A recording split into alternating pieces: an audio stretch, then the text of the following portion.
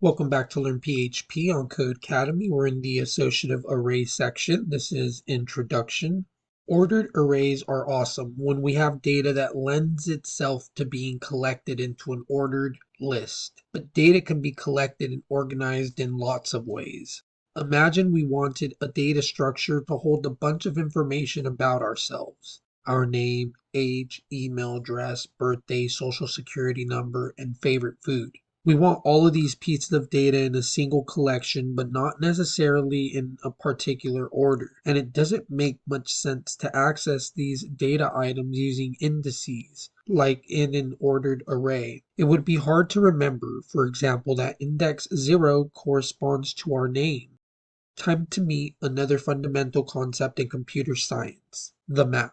A map associates keys with values. A key is a string or integer that we use to access a value of any type. We could create a map with a key, full name, that points to a value of I'll never tell. This is much more understandable than associating the name with index 0.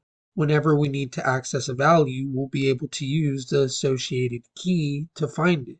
The PHP array type that we've been working with is actually implemented as a map. In a PHP ordered array, the index locations are the keys, but the PHP array type also enables us to build more traditional map-like structures where we assign meaningful keys to values as opposed to indices. We call data structures like this associative arrays. So here we see some examples of associative arrays, such as Apple. The Apple associative array has key values, key of color, value of red, key of species, value of Fuji, and so on with the other examples as well. These are all examples of associative arrays in PHP. You have the associative array's name and then the key values that are associated with that array. As long as you're getting that, you guys are getting our introduction, and I'll see you in the next one.